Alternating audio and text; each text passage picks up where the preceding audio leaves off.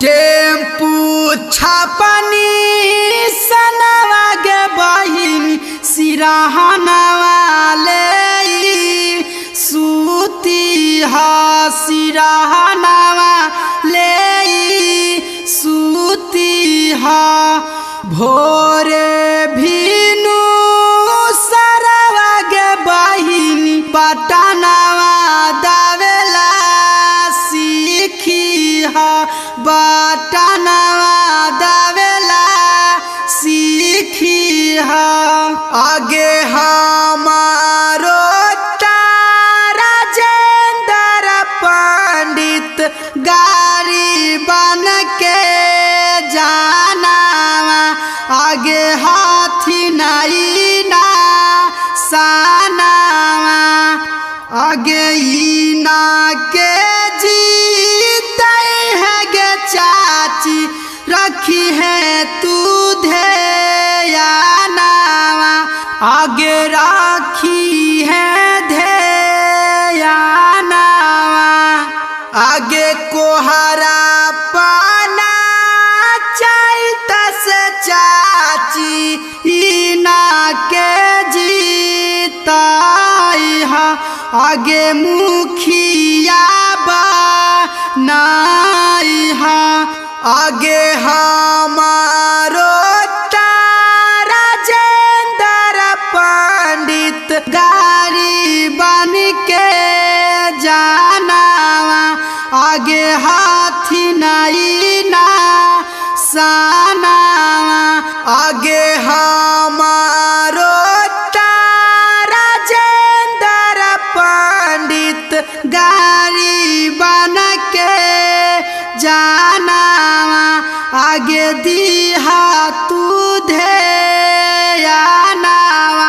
आगे 4 नंबर से टेम्पू छाप पर दाबी हा बटनावा आगे दी है तू ध्यानावा आगे इना के जीते है गे चाची दी है तू ध्यानावा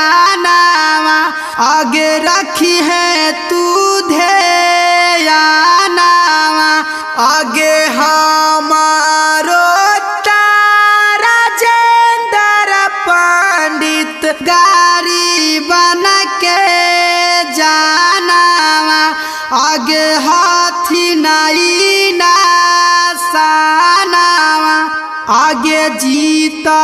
थुनता आगे चाची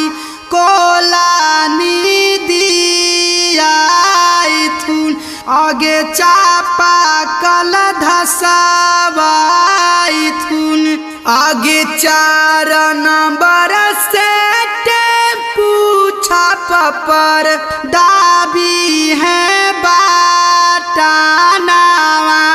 आगे दिहा तू ध्यानावा आगे इना के जीते है गे चाची दी है तू ध्यानावा आगे रखी है तू ध्यानावा आगे का फोनवा करल पचाची ऐथु न तोराया गानावा आगे रखथु न खूब ध्यानावा टेम्पू छापनी सनवा गे बहिन सिरहनवा ले सूती हा सिरहनवा ले